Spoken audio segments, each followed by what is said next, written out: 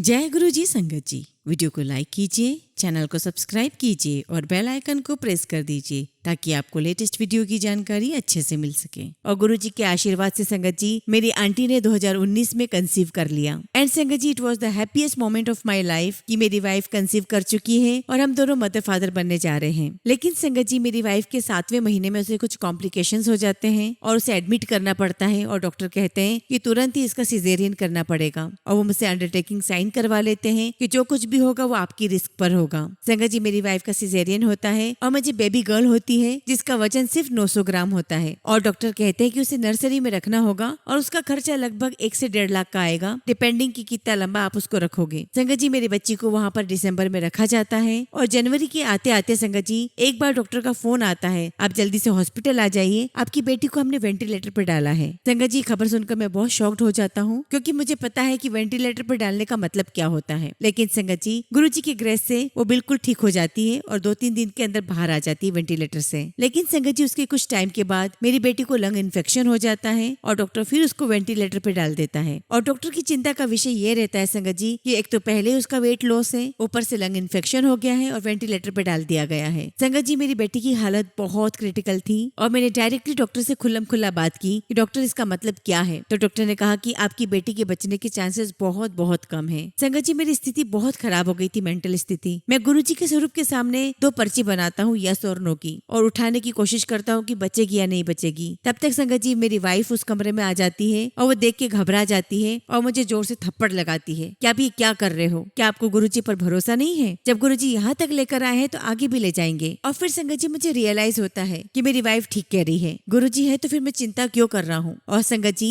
Bye गुरु जी grace 13 फरवरी 2020 को मेरी बेटी बहुत अच्छे से रिकवर होके वेट गेन करके वापस मेरे घर आ जाती है। थैंक यू सो मच गुरु जी, लख लख शुक्राना गुरु जी। गुरु जी को हमारी एक कार्मिक लाइफ कटवानी थी, मेरी वाइफ की और मेरी बच्ची की। मैं गुरु जी का बहुत बहुत शुक्राना करता हूँ कि गुरु जी आपने मुझसे वो जर्नी कटवाई। जय गुरु जी संगत जी। गुरु जी का अनंतम अनंतम शुक्राना। गुरु जी के श्री चरणों में कोटि कोटि प्रणाम और गुरु जी की प्यारी सभी संगत को जय गुरु जी। संगत जी आज का सत्संग बहुत प्यारा है, बहुत खास है। गुरु जी की प्यारी और ब्लेस्ड संगत का सत्संग है। संगत जी वाकई में संगत अंकल की जर्नी बहुत प्यारी है, दिल को छूने वाली है। संगत जी आप सत्संग में देखिएगा कि कैसे अंकल एक डिसबिलीवर थे, गुरुजी को नहीं मानते थे और बाद में अंकल गुरुजी से इतने स्ट्रांगली कनेक्टेड हो गए कि हर महीने गुरुजी के सत्संग उनके यहाँ होने लगे। संगत जी अंकल की जो डिसबिलीवर से बिलीव करने की जो यात्रा थी, आप वो सुनेंगे तो आप सुनते रह जाएंगे, आपके दिल को छुएगी ये जर्नी। और इस पूरे सत्संग में संगत जी अनगिनत ब्लेसिंग्स हैं, बहुत सारे सवालों के जवाब होंगे और आप में से काफी सारी संगत के लिए इसमें बहुत सारी बातें ऐसी होंगी जिनका जवाब शायद आप ढूंढ रहे होंगे। संगत जी आप यकीन मानिए सत्संग बहुत सुंदर है, बहुत प्यारा है। आप सभी से रिक्वेस्ट करती हूँ सत्संग अंत तक सुने,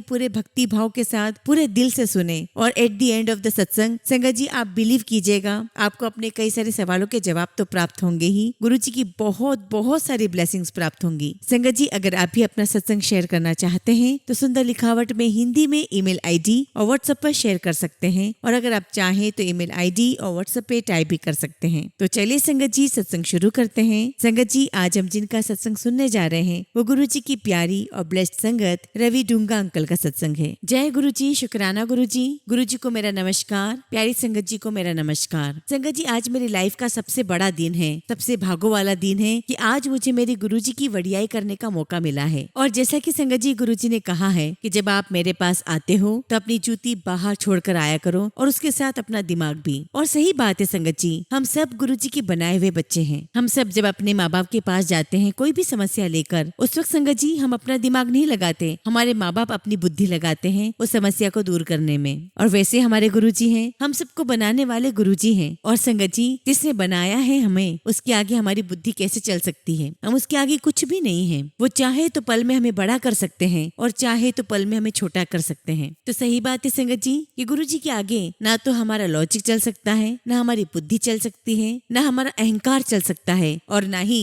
संगत जी हमारा स्टेटस चल सकता है। तो संगत जी मैं दिल से गुरु जी का कोटि कोटि धन्यवाद करना चाहता हूँ कि उन्होंने मुझे ये मौका दिया कि मैं अपना सत्संग आप सबके साथ शेयर कर सकूं। संगत जी सबसे पहले मैं आपको अपने बारे में बताना चाहता हूँ और फिर मैं बताऊंगा कि कैसे गुरुजी महाराज ने मुझे अपने चरणों में स्थान दिया और कैसे मेरा हाथ पकड़ करके ये जर्नी शुरू करवाई। संगत जी मैं मोना पंजाबी हूँ और संगत जी हम लोग सिख रिलीजन और मोना पंजाबी दोनों फॉलो करते हैं। आई मीन टू से संगत जी की फादर की साइड संगत जी हम सिख को फॉलो करते हैं और मदर की साइड को संगत जी हम माता रानी को मानते हैं। और बेसिकली संगत जी मैं लखनऊ से हूँ। संगत जी मेरी सारी एजुकेशन भी लखनऊ से ही हुई है। संगत जी मेरा बचपन लखनऊ में ही गुजरा है और बचपन से ही मैंने अपने घर में गुरु ग्रंथ साहिब की कीर्तन होते हुए देखे हैं और माता रानी के भी कीर्तन देखे हैं। और इसीलिए संगत जी कि कोई इंसानी रूप में आए उसको मानना मेरे लिए बहुत मुश्किल है, नामुमकिन है, क्योंकि संगत जी हमने बचपन से ऐसा कुछ देखा ही नहीं है। हमने बचपन से ही गुरु ग्रंथ साहिब को और माता रानी को ही देखा है, उनके ही कीर्तन सुने हैं। और संगत जी अगर मैं अपनी बात बताऊं तो मैं शुरू से माता रानी से जुड़ा हूँ। बचपन से मैं माता रानी के मंदिर में सेवा करता आ रहा हूँ, उनकी पोशाकें धोना, प्रेस करना, माता रानी का श्रृंगार करवाना। तो संगत जी 2010-11 में मैं अपनी कंपनी से चेन्नई में पोस्टेड था। उस समय संगत जी फेसबुक नया नया आया था और सभी लोग अपनी फेसबुक में आईडी बना रहे थे, तो मैंने भी बना ली। तब संगत जी मेरे एक रिलेटिव है, उनकी फेसबुक आईडी पर मैंने गुरुजी के व्हाइट चोले वाला स्वरूप देखा, तो मैं अपनी मम्मी से कहने लगा कि मम्मी ये लोग कैसे फंस गए हैं, ये जिस गुरु का फोटो इन्होंने लगा रखा है कहीं आशाराम बापू या राम रहीम जैसे तो नहीं है। क्योंकि संगत जी हमारी जितनी भी फैमिली रही है सभी ने गुरु ग्रंथ साहिब को ही माना है या माता रानी को माना है। संगत जी मेरी मम्मी ने मुझे कहा कि देखो हर किसी का अपना मानना अलग होता है, हर किसी का बिलीफ अलग होता है, अगर वो मानते हैं तो तुम्हें उससे क्या प्रॉब्लम है। संगत जी मुझे ये नहीं पता था कि एक्चुअली तो गुरुजी मुझे अपने पास बुला रहे हैं और मुझे ब्लेस करने के लिए ही मुझे ये सब दिखा रहे हैं। और संगत जी 2010 से लेके 2016 तक मेरी जर्नी, मेरी लाइफ अप एंड डाउन चलती रही। अब संगत जी मैं आपको 2016 की बात बताता हूँ, जब मेरी एक्चुअल जर्नी गुरुजी महाराज के साथ शुरू हुई। संगत जी फरवरी का महीना था और 12 फरवरी को मेरा जन्मदिन था। तो संगत जी मैंने अपनी आंटी से कहा कि मेरे बर्थडे पर हम लोग माता रानी का कीर्तन रखते हैं। तो मेरी आंटी कहने लगी कि आपका बर्थडे है और अगर आपका मन है तो हम लोग कीर्तन जरूर रखेंगे। तो मैंने कहा कि ठीक है, हम लोग सबको बुलाते हैं। और उसके बाद संगत जी हमने अपने फ्रेंड्स को, अपनी फैमिलीज को बुलाया। संगत जी मुझे पहला बुलावा गुरुजी का तब आया जब मैंने गुरुजी का स्वरूप फेसबुक पर देखा, लेकिन संगत जी मैंने कभी ध्यान नहीं दिया। और मैं इस जर्नी में आपको ये भी बताऊंगा कि कैसे गुरुजी ने मुझे ठीक किया है, मुझे क्योर किया है। उससे पहले संगत जी मैं आपको ये बताना चाहता हूँ कि कैसे गुरुजी महाराज ने मुझे अपने से रूबरू करवाया। संगत जी मेरी आंटी की फ्रेंड को हम बुलाने गए, उनका बुटीक था और चूंकि वो हमारी हम उम्र ही थी तो हमारा हंसी मजाक बहुत चलता था। संगत जी जब हम उनको बुलाने गए तब वो आंटी बड़े तैयार श्यार होकर के, जैसे कि पंजाबी लोग तैयार होते हैं, वो वैसे तैयार होकर जा रही थी और उनको देखकर मेरी हंसी निकल गई। और मैंने आंटी से पंजाबी में पूछा कि आंटी आप कहाँ जा रहे हो। तो वो मुझे कहने लगी कि रवि तुझे पता है कि ऐसे ऐसे गुरुजी हैं और वहाँ पर गुरु नानक देव जी के दर्शन होते हैं, शिव जी के दर्शन होते हैं और वहाँ हम लोग सत्संग पर जा रहे हैं। उनकी बात सुनकर संगत जी मुझे हंसी आ गई और मैं उनको कहने लगा कि आप सिख फैमिली को बिलोंग करते हो और आप इन बाबाओं के चक्कर में फंसे हो। तो वो कहने लगी कि नहीं नहीं रवि, तू कुछ भी नहीं जानता, एक काम कर तू चल मेरे साथ। तो मैंने उनसे कहा कि sorry, thank you very much, मैं आपको यहाँ पर इन्विटेशन देने आया था, मेरे घर पर कीर्तन है, उसके बाद लंगर है, आप जरूर आना। तो वो कहती है कि अच्छा ठीक है। और फिर हमने एक दूसरे को बाय कहा और अपने अपने रास्ते हो लिए। संगत जी फरवरी में मेरे बर्थडे पर माता रानी का कीर्तन होता है। अब संगत जी मार्च मिड में मैं अपने ऑफिस में था और काम कर रहा था और मेरा ऑफिस संगत जी दिल्ली में है। अब संगत जी मेरे ऑफिस में मेरी डेस्क पर मेरा अपना पर्सनल प्रिंटर था। अब संगत जी मैंने अपने प्रिंटर से प्रिंट ना निकाल के मैंने प्रिंट दिया एक कॉमन प्रिंटर पर। और जब संगत जी मैं प्रिंट आउट लेने वहाँ जाता हूँ तो वहाँ एक लेडी और आती है। She was a married woman. संगत जी वो भी प्रिंट आउट ले रही थी, मैं भी प्रिंट आउट ले रहा था। और संगत जी मेरी एकदम से नजर उनके गले में गुरुजी के लॉकेट पर पड़ी। और संगत जी बिलीव मी, मैं इस बात से बहुत इरिटेट हो गया कि जहाँ देखो वहाँ गुरुजी दिखाई दे रहे हैं। और संगत जी उन्होंने गुरुजी का लॉकेट अपने मंगलसूत्र में पहना हुआ था। तो मैंने आंटी से कहा कि क्या बात है, हर जगह बाबा जी बहुत दिखाई दे रहे हैं, कौन है ये। तो वो कहने लगी कि रवि ये मेरे गुरुजी है। तो मैंने कहा अच्छा वेरी गुड। तो वो मुझे कहती है कि तुझे पता है रवि ये कौन है। तो मैंने कहा कि नहीं मुझे ये तो नहीं पता कि कौन है, पर ये आजकल मेरा पीछा नहीं छोड़ रहे हैं, मैं जहाँ जाता हूँ वहाँ मुझे दिखाई देते हैं। तो वो आंटी मुझे कहने लगी कि अच्छा देख तेरे पास टाइम है। तो मैंने कहा कि अभी समय है तो हम लोग कैफेटेरिया में चलते हैं, चाय पीते हैं, आप मुझे वहाँ पर गुरुजी के बारे में बताना। तो वो आंटी मुझे कहने लगी कि एक काम करते हैं, हम लोग नीचे नहीं जाते हैं, हम लोग मीटिंग रूम में बैठते हैं और वहाँ पर टीवी बुला लेते हैं और फिर वहाँ बात करते हैं। संगत जी हम लोग साथ में बैठे,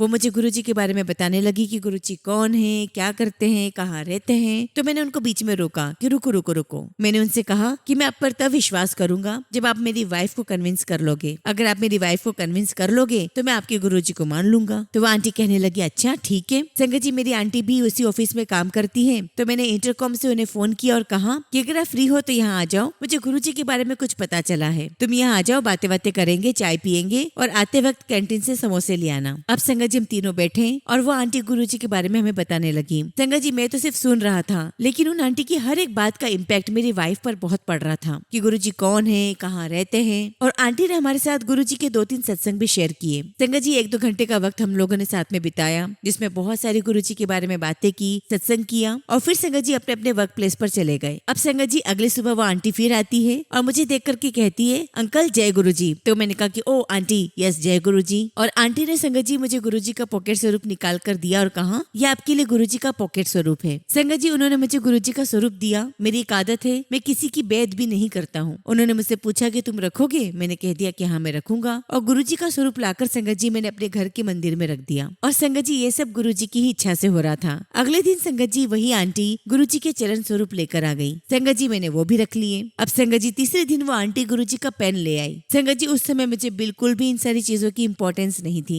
गुरुजी की इन ब्लेसिंग्स की मुझे बिल्कुल भी इम्पोर्टेंस नहीं है, जो आज मुझे समझ में आता है कि कितनी वैल्यू रखते हैं। और फिर संगत जी उन आंटी ने मुझे चौथे दिन एक बुक दी, surcharge with divine love by Sukhmani aunty. अब चूंकि संगत जी मुझे पढ़ना लिखना पसंद है, इसलिए मैंने वो बुक पढ़ना शुरू कर दिया। संगत जी ऑफिस से घर तक के लिए हमें कैब दी जाती थी और ये जो टाइम था संगत जी ऑफिस से लेके घर तक का ये 1-1.5 घंटे का समय लगता था। और ये जो समय था संगत जी बहुत अच्छा समय था पढ़ने के लिए। तो जब भी संगत जी मैं ऑफिस से घर या घर से ऑफिस आता तो मैं उस ट्रैवलिंग के पीरियड में उस बुक को पढ़ा करता था। अब संगत जी जब मैं उस बुक को पढ़ता चला गया तो एक दिन मेरे मन में आया कि मैं इन गुरुजी को आखिर क्यों मानूं, मेरे पास कोई तो रीजन होना चाहिए इनको मानने के लिए। अब संगत जी बुक मेरे हाथ में खुली हुई है और मैं अपने अंदर ही अंदर ये सारी बातें कर रहा हूँ और मुझे एक अंदर से आवाज आती है और वो आवाज होती है कि क्या तूने कभी भगवान को देखा है? मैंने कहा नहीं। भगवान कैसे दिखते हैं? संगत जी हम बचपन से देखते आए हैं, 2 आंखें, कान, नाक, दैट्स इट। और तब संगत जी मेरे अंदर से एक आवाज आती है कि दोनों में फर्क क्या है? मुझे तो कोई भी डिफरेंस नहीं लगा।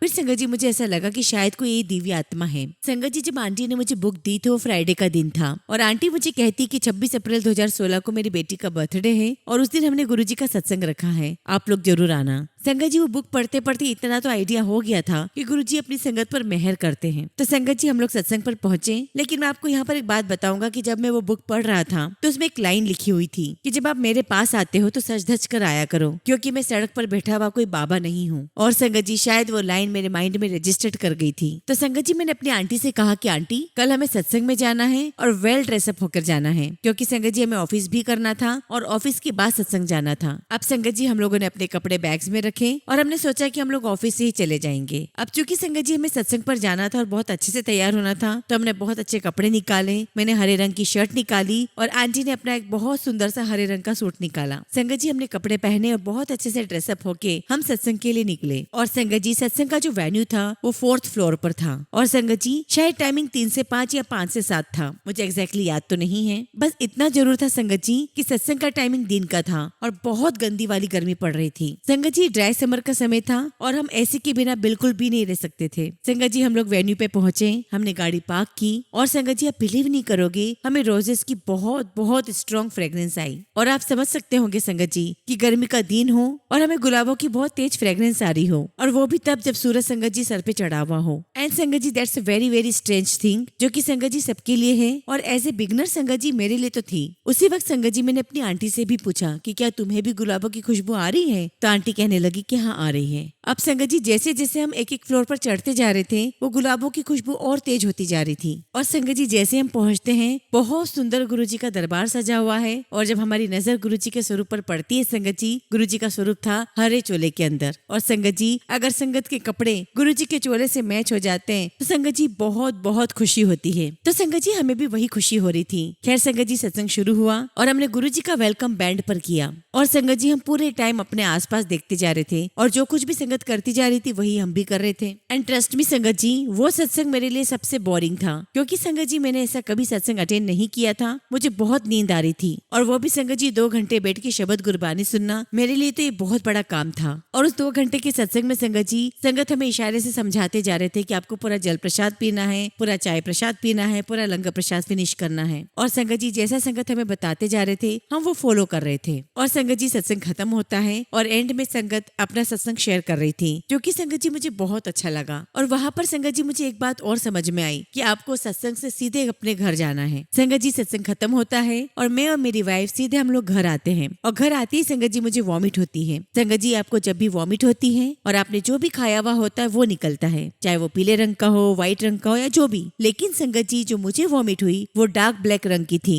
संगत जी जैसे रेत के दाने होते हैं वैसी थी और मैं उसे देखकर बहुत डर गया और मेरे मन में आने लगा संगत जी कि मैं किस बाबा के चक्कर में पड़ गया हूँ जो मेरी ऐसी हालत हो गई है और उनका प्रसाद खाकर मेरी ऐसी वॉमिट हो रही है। संगत जी मुझे वॉमिट हुई, मैंने हल्का महसूस किया और मैं सो गया। अब संगत जी मैं आपको वॉमिट का भी बताता हूँ कि गुरुजी महाराज ने मुझे क्या क्लीन किया। संगत जी 2008 से ही मैं हाईली एसिडिक पेशेंट हूँ। संगत जी मुझे एसिडिटी के लिए हर 2 दिन में इंजेक्शन लगने ही होते हैं और संगत जी उन इंजेक्शन के कारण मेरे दोनों हाथों पर नील पड़ गए थे। संगत जी उस दिन जब मुझे वॉमिट हुई तो मैंने और मेरी वाइफ ने एक चीज रियलाइज की कि एसिडिटी की वजह से ना तो मेरी तबीयत खराब हो रही है, ना मुझे डॉक्टर के पास भागना पड़ रहा है और ना ही मुझे इंजेक्शन लग रहे हैं। और वहीं दूसरी ओर संगत जी मैं ये समझ रहा था कि शायद मैंने अपनी लाइफ स्टाइल चेंज कर ली है, मैं एक्सरसाइज करता हूँ, मैं सुबह वॉक करने जाता हूँ और मैं बहुत कम खा रहा हूँ, तो शायद इसलिए मेरी एसिडिटी नहीं बनती। और एक्चुअली संगत जी उस दिन गुरुजी महाराज ने मेरी एसिडिटी को क्लीन किया था और तब से लेकर संगत जी आज तक मुझे एसिडिटी के लिए इंजेक्शन नहीं लगे हैं। संगत जी 26 अप्रैल 2016 इसके पहले संगत जी मुझे एसिडिटी के बहुत इंजेक्शन लगे। संगत जी आप मेरी कंडीशन का अंदाजा नहीं लगा सकते, मेरी कंडीशन बहुत खराब हो जाती थी। संगत जी 24 नवंबर 2012 में मेरी शादी हुई थी। 23 तारीख की संगत जी हमारी मेहंदी की रात थी। मेरी शादी के मेहंदी के फंक्शंस को लोग एंजॉय कर रहे थे और मैं उस दिन इंजेक्शन लगा करके सो रहा था। तो संगत जी मेरी इस प्रकार से हालत हुआ करती थी। And thank you so much Guruji Maharaj, लख लख शुक्राना गुरुजी महाराज जो आपने मुझे क्लीन किया। संगत जी गुरुजी महाराज ने मुझे अपने सत्संग पर रूबरू करवाया, लेकिन उससे पहले गुरुजी ने मुझे अपने बड़े मंदिर कैसे बुलाया मैं वो बताना चाहता हूँ। कहते हैं ना संगत जी कि जो गुरुजी ने प्लान किया हुआ होता है वही होता है, हम क्या सोचते हैं उससे कोई फर्क नहीं पड़ता। संगत जी हमारा बड़े मंदिर के लिए प्लान नहीं बन पा रहा था। एक्चुअली संगत जी मैं और मेरी वाइफ एक यूके बैंक के लिए काम करते हैं, तो जो भी हमारी छुट्टियां होती है वो यूके कैलेंडर के हिसाब से होती है। संगत जी अप्रैल के बाद 1 मई की हॉलीडे पड़ी थी, आई थिंक वो लेबर डे था। संगत जी मैंने और मेरी वाइफ ने अमृतसर जाने का प्लान बनाया और संगत जी हम अमृतसर पहली बार जा रहे थे, तो हम लोग वहाँ गए, हम घूमे फिरे, शॉपिंग की, अमृतसर दर्शन करे, वहाँ स्नान किया और फिर आ गए। संगत जी अमृतसर से जैसे हम दिल्ली पहुँचते हैं, उस दिन सोमवार का दिन था, तो वहाँ पहुँचते मेरी वाइफ मुझे कहती है कि आज हमारी हॉलीडे है, अगर आप कहो तो बड़े मंदिर चलें। संगत जी हमें समझ में नहीं आया। सबसे पहले गुरुजी ने हमें अमृतसर भेजा, वहाँ में स्नान करवा के, वहाँ बात करवा के हमारी पूरी क्लींजिंग करवाई और उसी दौरान संगत जी हमें बड़े मंदिर बुलाया। संगत जी जब हम बड़े मंदिर गए उस समय संगत जी मुझे कार चलाना नहीं आती थी, हालांकि मेरे पास कार थी लेकिन मैं ड्राइविंग करना नहीं जानता था। तो संगत जी मैंने अपनी वाइफ से कहा कि देखो हम ड्राइवर हायर नहीं करते हैं, हम एक काम करते हैं, हम ओला से चलते हैं। संगत जी उस वक्त गुरुजी को किसी और को भी ब्लेस करना था। ओला वाले ने पूछा कि सर कहाँ जाना है, तो मैंने उन्हें बताया कि छतरपुर जाना है, भाटी माइंस। संगत जी रास्ते में कैब वाले से बात होती रही, तो वो मुझसे पूछता है कि सर कहीं शादी में जा रहे हो, तो मैंने कहा कि नहीं शादी में नहीं जा रहे हैं, वहाँ पे गुरुजी का मंदिर है। कहने लगा अच्छा। संगत जी जैसे ही हम लोग वहाँ पहुंचे मैं बहुत एक्साइटेड था। एक तो मुझे दूर से ही गुरुजी का शिवलिंग नजर आ रहा था और मैं पहली बार जा रहा था, तो बहुत एक्साइटेड था। अच्छा संगत जी आते समय मेरी जब कैब वाले से बात हुई थी तो मैंने थोड़ा बहुत गुरुजी के बारे में भी उसे बताया था। तो जब बड़ा मंदिर आया तो मैंने उससे कहा कि देखो हमें ज्यादा समय तो नहीं लगेगा, अगर आप यहाँ रुक सकते हो तो हमारे लिए रुक जाओ। तो वो कैब वाला कहने लगा कि ठीक है सर मैं भी दर्शन कर लेता हूँ। तो मैंने कहा कि हाँ साथ में चलो, साथ में आ जाएंगे। संगत जी हम अंदर जाते हैं, बहुत सुंदर नजारा, बहुत प्यारे दर्शन, इतना सुकून, इतनी शांति, बहुत पॉजिटिविटी फील हो रही थी। संगत जी हमें वहाँ समोसा प्रसाद मिला, हमने वो खाया और जब हम बाहर आए तो हमें किसी संगत अंकल ने 2 लॉकेट भी दिए गुरुजी के। संगत जी हम लोग बहुत खुश थे उस दिन और पल पल हमें ऐसा लग रहा था कि जैसे गुरुजी हमें ब्लेसिंग्स दे रहे हैं। संगत जी जैसे ही बड़े मंदिर से बाहर आए वो कैब वाला मुझे कहता है कि सर आप मुझे कहाँ लेकर आए हो, मुझे तो साक्षात नीलकंठ के दर्शन हुए हैं। संगत जी गुरुजी ने उसे भी ब्लेस किया। खैर संगत जी हम लोग वापस घर आते हैं, एक दूसरे को बाय कहते हैं और अपने अपने काम में लग जाते हैं। अब संगत जी नेक्स्ट वीकेंड मैंने प्लान किया कि अब मैं खुद अपनी गाड़ी लेकर जाऊंगा और मैं खुद ड्राइव करूंगा। और मैंने उस ओला वाले को भी फोन किया कि आप मेरे साथ चलोगे, और मैंने उससे कहा कि आप मेरे साइड में बैठ जाना क्योंकि ड्राइविंग में मेरा हाथ इतना क्लीन नहीं है। तो संगत जी वो ओला वाला मुझे कहता है कि सर अगर आपको बुरा ना लगे तो क्या मैं अपनी वाइफ को लेकर चलूं। तो मैंने उससे कहा कि जय गुरुजी। और इस प्रकार संगत जी हमारा बड़े मंदिर जाने का सिलसिला शुरू हो गया। गुरुजी ने न जाने कितने लोगों को ब्लेस किया है। आप जाते हो और आपके साथ साथ न जाने गुरुजी कितने लोगों को ब्लेस कर देते हैं। तो संगत जी जब हम उस दिन बड़े मंदिर गए तो जो कैब वाले की वाइफ है संगत जी उस दिन बहुत रोने लगी, इतनी रोई संगत जी और कहने लगी कि मुझे इतनी शांति वाली जगह पहले कभी नहीं मिली। और संगत जी आज वो कैब वाला गुरुजी का भक्त बन चुका है, गुरुजी का फॉलोवर बन चुका है। उसके बाद संगत जी हमारी जर्नी गुरुजी महाराज के साथ आगे बढ़ती है। हम जब भी वीकेंड्स होते हैं हम गुरुजी के बड़े मंदिर पहुंच जाते हैं। अब संगत जी अब बारी आती है सेवा करने की, क्योंकि सैटरडे संडे हमारे पास टाइम है, हमारा कोई बच्चा नहीं है, कोई फैमिली है नहीं, we are just husband and wife. तो संगत जी हम लोग बड़े मंदिर जाते हैं और वहाँ पूछते हैं कि क्या हम यहाँ पर सेवा कर सकते हैं। संगत जी हमें वहाँ पर सेवादार अंकल बहुत रूडली वे में बोलते हैं कितना टाइम हुआ है यहाँ आते हुए। तो मैंने कहा कि अंकल 3-4 महीने हुए हैं। तो अंकल कहने लगे कि अरे तुम 2-4 साल बाद आना, इतनी जल्दी सेवा नहीं मिलती। संगत जी मेरा और मेरी वाइफ का मुंह छोटा हो जाता है और हम उदास होकर के अपने घर आ जाते हैं। और जैसे ही घर आते हैं संगत जी मैं जैसे ही फेसबुक ओपन करता हूँ मुझे एक मैसेज दिखाई देता है कि अगर बड़े मंदिर सेवा नहीं मिलती है तो मायूस होने की आवश्यकता नहीं है, क्योंकि अभी तुम्हारे कर्म वैसे नहीं है कि तुम बड़े मंदिर सेवा कर सको। संगत जी हमारे गुरुजी महाराज छोटी छोटी बातों का ध्यान रखते हैं। हमारी जर्नी ऐसी चलती रही। अब संगत जी 17 मई को मेरे फादर का एक्सीडेंट होता है, वो गिरते हैं और संगत जी उनके कूल्हे की हड्डी टूट जाती है। संगत जी अभी तक मेरा गुरुजी पर विश्वास 50-60% बन गया था, जो कि बीच बीच में डामाडोल हो जाता था, क्योंकि संगत जी कोई बहुत बड़ी चीज गुरुजी ने हमारे साथ नहीं की थी। और मेरी जो एसिडिटी की प्रॉब्लम गुरुजी ने ठीक की थी वो धीरे धीरे ग्रेजुअली हमें समझ में आया कि वो तो गुरुजी की ब्लेसिंग्स थी। मेरा एक्चुअल गुरुजी पर विश्वास कैसे बना, मैंने टोटल सरेंडर कैसे किया गुरुजी पर, मैं वो बताने जा रहा हूँ। संगत जी 15-16 जुलाई को मेरे डैड का एक्सीडेंट होता है, वो गिर जाते हैं और उनके कूल्हे की हड्डी टूट जाती है। संगत जी जैसे हमें खबर मिलती है हम दौड़ते हुए लखनऊ पहुँचते हैं। जैसा कि मैंने आपको बताया था कि मैं बेसिकली लखनऊ से हूँ। तो संगत जी जब हम लखनऊ पहुँचते हैं तो डैड को हॉस्पिटलाइज किया गया होता है और डॉक्टर कहते हैं कि इनका तुरंत ऑपरेशन करना पड़ेगा। और डॉक्टर ने हमें ये भी कहा कि इनका केराटिनाइन लेवल बहुत हाई है, इसलिए हमें कपल ऑफ डेज वेट करना पड़ेगा ऑपरेशन करने के लिए। हमने कहा ओके और हमने वेट किया। इस बीच में संगत जी मैंने अपनी मम्मी को बताया कि हम गुरुजी से मिले हैं, गुरुजी का मंदिर है, ऐसा होता है वहाँ वैसा होता है, ये गुरुजी का मंत्र जाप है। और मैंने अपनी मम्मी से पूछा कि मम्मी क्या मैं पापा को गुरुजी का लॉकेट पहना सकता हूँ। तो मम्मी ने कहा कि हाँ क्यों नहीं। संगत जी मैं अपनी डैडी को गुरुजी का लॉकेट पहना देता हूँ। और संगत जी लॉकेट पहनाने के दूसरे दिन ही डॉक्टर हमें कहते हैं कि इनका केराटिनाइन लेवल नीचे आ गया है, अब हम ऑपरेशन कर सकते हैं। और डॉक्टर ने हमें डेट दे दी और बता दिया कि हम चौथे दिन इनका ऑपरेशन करेंगे। अब संगत जी जिस दिन डैड का ऑपरेशन होता है उस दिन उनके गले से गुरुजी का लॉकेट गायब हो जाता है। अब संगत जी हमारे सबके मन में वहम आ गया कि गुरुजी का लॉकेट क्यों गायब हुआ। वो तो संगत जी अब समझ में आता है कि ये तो सब कुछ करने कराने वाले गुरुजी हैं, वो हमारा कल्याण कर रहे होते हैं, हमें कोई फिक्र करने की आवश्यकता नहीं होती है। लेकिन संगत जी उस समय तो बहुत सारे इफ्स एंड बट्स मन में आ रहे थे। उसके बाद संगत जी मेरे डैड का ऑपरेशन होता है और हम बिल्कुल ठीक ठाक तरीके से घर आ जाते हैं। लेकिन संगत जी दुर्भाग्यवश मेरे डैड को बेड सोल्स हो जाते हैं। और संगत जी मेरे डैड को बेड सोल्स इतने गहरे हो जाते हैं कि हमें उनके लिए बबल बेड मंगवाना पड़ता है। संगत जी ऐसे पेशेंट्स के लिए बबल बेड आता है जो पेशेंट्स उठ बैठ नहीं पाते हैं। संगत जी उस समय मेरे डैड की उम्र 78 ईयर्स की थी और एक प्रकार से संगत जी उन्होंने अपना व्हील पावर छोड़ दिया था। अब संगत जी 15 जुलाई 2016 को मेरे ब्रदर इन लॉ से मेरी बात होती है। मैं पूछता हूँ कि पिताजी की तबीयत कैसी है। तो वो कहते हैं कि पिताजी की तबीयत तो ठीक नहीं है पर माताजी की तबीयत भी अब खराब होना शुरू हो गई है। संगत जी अब मन में आने लगा कि पिताजी की भी तबीयत खराब है, मेरी माताजी की भी तबीयत खराब होना शुरू हो गई है, अब क्या करें। संगत जी 16 जुलाई को हम लखनऊ पहुंच चुके थे। 15 जुलाई की मिडनाइट रात की 2-2:30 बजे मैं गुरुजी के सामने बैठता हूँ और अरदास करता हूँ, गुरुजी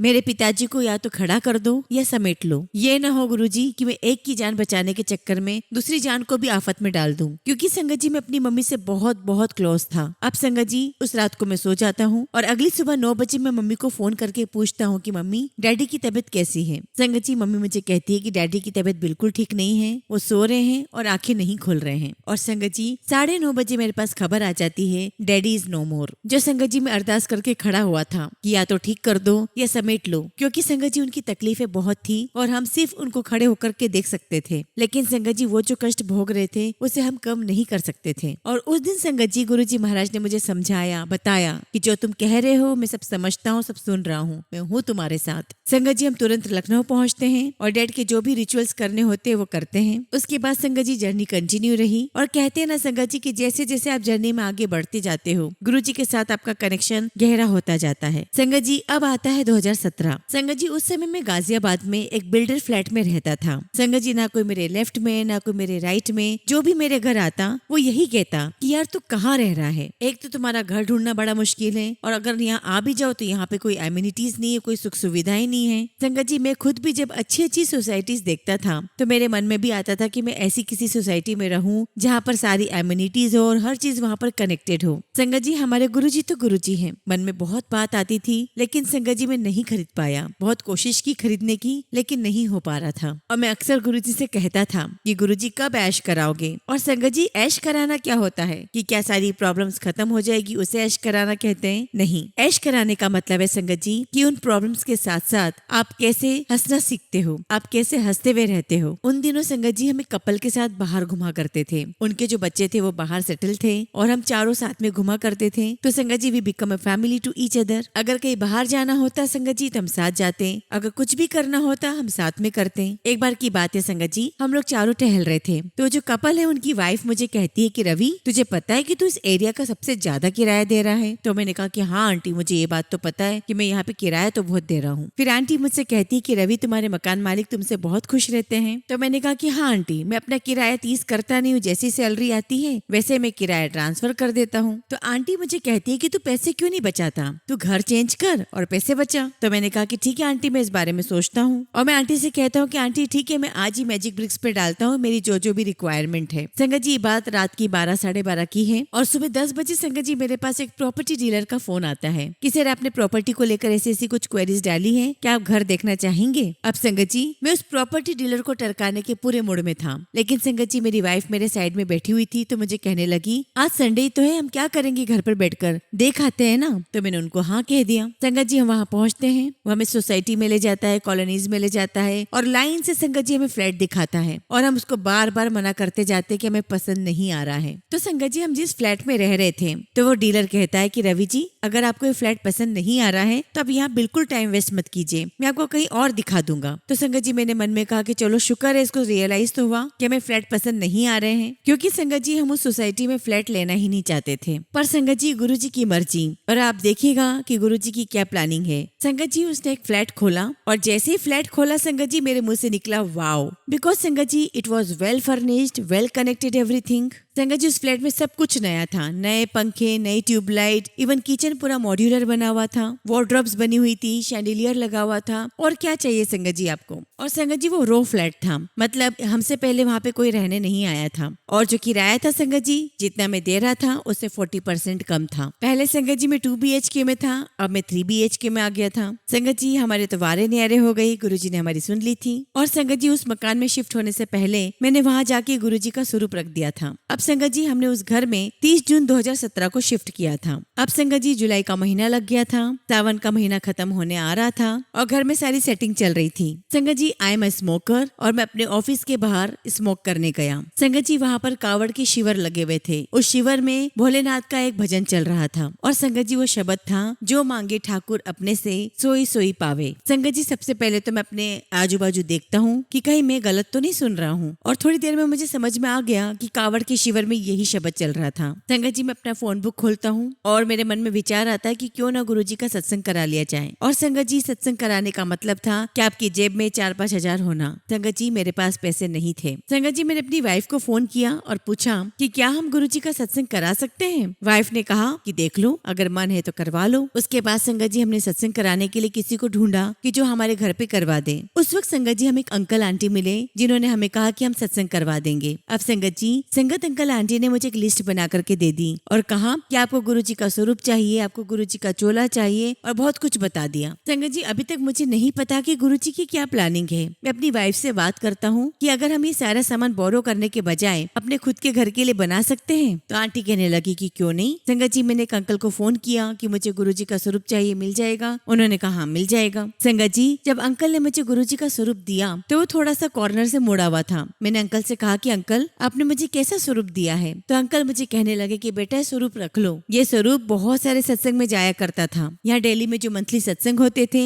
ये स्वरूप वहाँ जाया करता था, और इसका जो फ्रेम था वो टूट गया है, हम इस स्वरूप की फ्रेम नहीं करा पाए हैं। अगर आपको ये स्वरूप रखना है तो आप रख लो। संगत जी मैं स्वरूप रख लेता हूँ जैसी गुरुजी की इच्छा, और मैं तुरंत जाता हूँ संगत जी उसकी फ्रेमिंग करवा कर ले आता हूँ। अब चोले की बात हुई संगत जी, तो एक दिन संगत जी हम लोग ऑफिस से चोला खरीदने जाते हैं। हमें ये तो नहीं पता था कि चोला कैसे बनता है। संगत जी हमें गुरुद्वारे का माला साथ ले आते हैं। और ऐसे ऐसे संगत जी सारी चीजें शुरू हुई और धीरे धीरे संगत जी सारी चीजें तैयार हो गई। संगत जी गुरु जी का बहुत बहुत सुंदर सत्संग होता है। गुरु जी विराजमान होते हैं। संगत जी हम जिस सोसाइटी में रह रहे थे वहाँ 1300 फैमिली की कैपेसिटी थी, लेकिन संगत जी वहाँ पे सिर्फ 450 फैमिलीज रह रही थी। तो संगत जी गुरु पूर्णिमा वाले दिन कोई गुरु जी का पोस्ट डालता है और मैं उससे कनेक्ट होता हूँ और मैं उससे व्हाट्सएप पे बात करता हूँ, चैट करता हूँ और लिखता हूँ, जय गुरु जी, मुझे बहुत खुशी हुई कि इस कॉलोनी में गुरु जी को भी कोई मानने वाला है। संगत जी उसी कॉलोनी में हमारे घर पर 5 अगस्त को सत्संग होता है और बहुत ही ब्यूटीफुल सत्संग होता है। संगत जी दरबार सजाने के लिए मैं फ्लावर डेकोरेशन वाले से बात करता हूँ, तो संगत जी डेकोरेशन करने के लिए वो मुझसे 15 से 20 हजार चार्ज करता है। संगत जी मैंने उनसे कहा कि मेरा इतना बजट तो नहीं है, लेकिन मैंने उनसे कहा कि जो डेकोरेशन मैंने आपको डिस्क्राइब किया है, आप इतना ब्यूटीफुल दरबार डेकोरेट करें, ऊपर छतर लगाओ, पीछे बफिंग करो, बहुत बहुत सुंदर आपको डेकोरेशन करना है। संगत जी वो पहले तो मुझे मना कर देते हैं, फिर बाद में मेरे पास फोन आता और कहते हैं कि रवि जी आपका बजट कितना है। तो मैंने कहा कि 1000-1500 रुपए। तो वो कहने लगे कि ठीक है मैं कर दूंगा। तो मैंने कहा कि अंकल आप तो कल 15-20 हजार बोल रहे थे। तो वो मुझे कहने लगे कि अरे ये तो गुरु जी की सेवा है जो कभी कभार करने को मिलती है, आप पैसे की टेंशन क्यों ले रहे हो। जय गुरु जी। वो आते हैं, दरबार सजाते हैं और संगत जी आप बिलीव नहीं करेंगे, वो अपने साथ बहुत ही फ्रेश फ्लावर्स लेकर आते हैं और बहुत ही ब्यूटीफुल दरबार सजाते हैं गुरु जी का। और संगत जी बहुत ही सुंदर 5 अगस्त को गुरु जी का सत्संग होता है। सत्संग होने के बाद मेरी आंटी मुझसे कहती है कि हमने गुरु जी का ये सारा सामान तो बनवा लिया है सत्संग के लिए, अब इसका करेंगे क्या।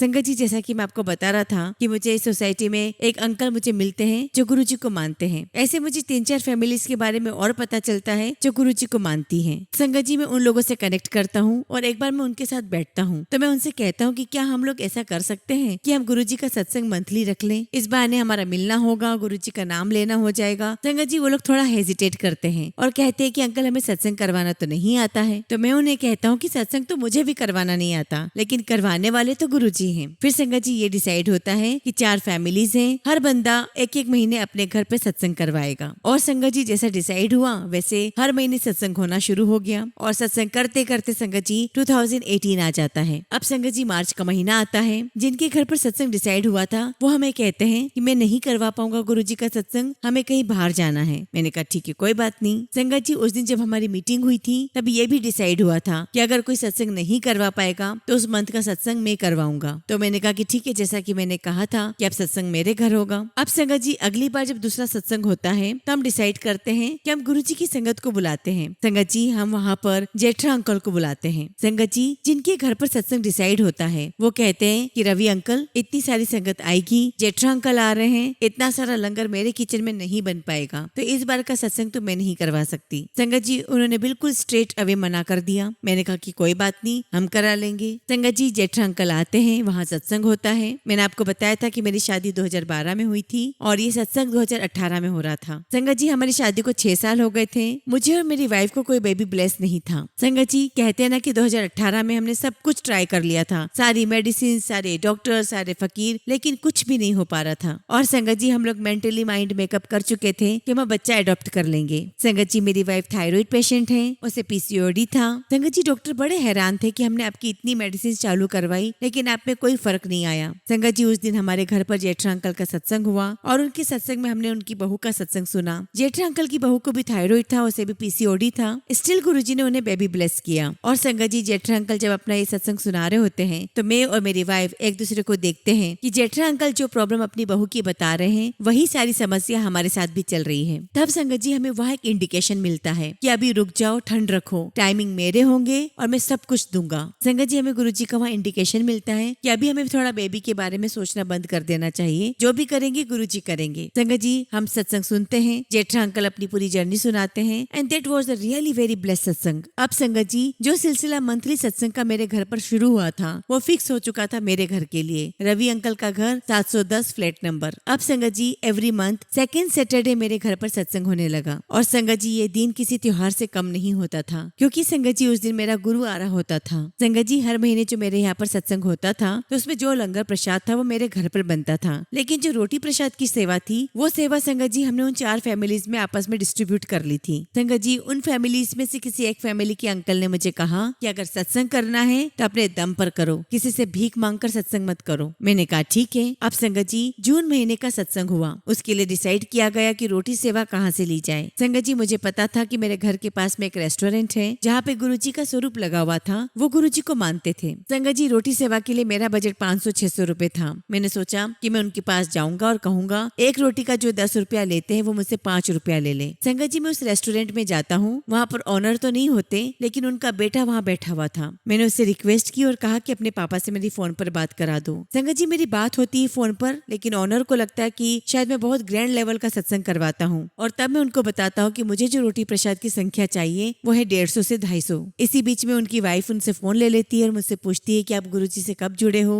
हमारी बातचीत होती है और कहती है रोटी प्रसाद की सेवा मैं ले लेती हूँ। तो मैं उनसे पूछता हूँ कि आंटी कितने लोगे आप पैसे? तो आंटी कहती है कि पैसे किस बात के, गुरुजी ने इतना दिया है तो क्या मैं सेवा नहीं दे सकती? आज से आपके सत्संग में हमारे रेस्टोरेंट से ही रोटी प्रसाद की सेवा जाएगी। मैंने कहा जय गुरुजी। और धीरे धीरे संगत जी सारी चीजें अरेंज होती चली गई, सब कुछ मैनेज होता चला गया और हर महीने मेरे यहाँ पर गुरुजी का बहुत ही ब्यूटीफुल सत्संग होते चले गए। संगत जी, जैसा कि मैंने आपको बताया था कि मैं और मेरी वाइफ ही यहाँ पर रहते थे, लेकिन फिर भी हमने किराए के मकान में 3 BHK फ्लैट लिया हुआ था। संगत जी, ये सब भी गुरुजी की ही प्लानिंग थी। सत्संग के दौरान संगत जी हमारे यहाँ पर एक कपल आते थे और उन्होंने हमें गुरुजी की गद्दी दी और हमारे घर में जो तीसरा बेडरूम था संगत जी, वहाँ पर गुरुजी का दरबार लगाया गया। संगत जी, वो कमरा गुरुजी के लिए ही बना था, वो कमरा गुरुजी के लिए ही होना था, इसीलिए गुरुजी ने हमें 3 BHK फ्लैट दिलवाया। और संगत जी, आप बिलीव नहीं करेंगे, वहाँ बहुत सुंदर सुंदर सत्संग होते थे, होते हैं और आगे भी होते रहेंगे। और गुरुजी के आशीर्वाद से संगत जी मेरी आंटी ने 2019 में कंसीव कर लिया। And sangat ji, it was the happiest moment of my life कि मेरी वाइफ कंसीव कर चुकी है और हम दोनों मदर फादर बनने जा रहे हैं। लेकिन संगत जी, मेरी वाइफ के 7वें महीने में उसे कुछ कॉम्प्लिकेशंस हो जाते हैं और उसे एडमिट करना पड़ता है और डॉक्टर कहते हैं कि तुरंत ही इसका सिजेरियन करना पड़ेगा। और वो मुझसे अंडरटेकिंग साइन करवा लेते हैं कि जो कुछ भी होगा वो आपकी रिस्क पर होगा। संगत जी, मेरी वाइफ का सिजेरियन होता है और मुझे बेबी गर्ल होती है जिसका वजन सिर्फ 900 ग्राम होता है और डॉक्टर कहते हैं कि उसे नर्सरी में रखना होगा और उसका खर्चा लगभग 1 से 1.5 लाख का आएगा, डिपेंडिंग कि कितना लंबा आप उसको रखोगे। संगत जी, मेरी बच्ची को वहाँ पर दिसंबर में रखा जाता है और जनवरी के आते आते संगत जी एक बार डॉक्टर का फोन आता है, आप जल्दी से हॉस्पिटल आ जाइए, आपकी बेटी को हमने वेंटिलेटर पर डाला है। संगत जी, खबर सुनकर मैं बहुत शॉक्ड हो जाता हूँ क्योंकि मुझे पता है कि वेंटिलेटर पर डालने का मतलब क्या होता है। लेकिन संगत जी, गुरुजी की ग्रेस से वो बिल्कुल ठीक हो जाती है और 2-3 दिन के अंदर बाहर आ जाती है वेंटिलेटर से। लेकिन संगत जी, उसके कुछ टाइम के बाद मेरी बेटी को लंग इन्फेक्शन हो जाता है और डॉक्टर फिर उसको वेंटिलेटर पे डाल देता है। और डॉक्टर की चिंता का विषय ये रहता है संगत जी कि एक तो पहले उसका वेट लॉस है, ऊपर से लंग इन्फेक्शन हो गया है और वेंटिलेटर पे डाल दिया गया है। संगत जी, मेरी बेटी की हालत बहुत क्रिटिकल थी और मैंने डायरेक्टली डॉक्टर से खुल्लम खुल्ला बात की कि डॉक्टर इसका मतलब क्या है। तो डॉक्टर ने कहा कि आपकी बेटी के बचने के चांसेस बहुत बहुत कम है। संगत जी, मेरी स्थिति बहुत खराब हो गई थी, मेंटल स्थिति। मैं गुरुजी के स्वरूप के सामने 2 पर्ची बनाता हूँ, यस और नो की, और उठाने की कोशिश करता हूँ कि बचेगी या नहीं बचेगी। तब तक संगत जी मेरी वाइफ उस कमरे में आ जाती है और वो देख के घबरा जाती है और मुझे जोर से थप्पड़ लगाती है कि आप ये क्या कर रहे हो? क्या आपको गुरुजी पर भरोसा नहीं है? जब गुरुजी यहाँ तक लेकर आए हैं तो आगे भी ले जाएंगे। और फिर संगत जी मुझे रियलाइज होता है कि मेरी वाइफ ठीक कह रही है, गुरुजी है तो फिर मैं चिंता क्यों कर रहा हूँ। और संगत जी, बाय गुरुजी's ग्रेस 13 फरवरी 2020 को मेरी बेटी बहुत अच्छे से रिकवर होके वेट गेन करके वापस मेरे घर आ जाती है। थैंक यू सो मच गुरुजी, लख लख शुक्राना गुरुजी। गुरुजी को हमारी एक कार्मिक लाइफ कटवानी थी, मेरी वाइफ की और मेरी बच्ची की। मैं गुरुजी का बहुत बहुत शुक्राना करता हूँ कि गुरुजी आपने मुझसे वो जर्नी कटवाई, क्योंकि संगत जी वो जर्नी आसान नहीं थी। उस जर्नी को काटना बिल्कुल भी आसान नहीं था, लेकिन गुरुजी महाराज ने वो जर्नी भी हमसे कटवा दी। गुरुजी का अनंतम अनंतम शुक्राना, लख लख शुक्राना। जितना भी शुक्राना करूँ संगत जी उतना कम है। बस अंत में सभी संगत से यही रिक्वेस्ट करता हूँ कि गुरुजी पर पूरा विश्वास कीजिए, पूरा सरेंडर कीजिए और पूरा यकीन रखिए, गुरुजी हैं तो सब कुछ ठीक होगा। इसी के साथ संगत जी मैं अपने सत्संग को विराम देता हूँ। जय गुरुजी, शुक्राना गुरुजी।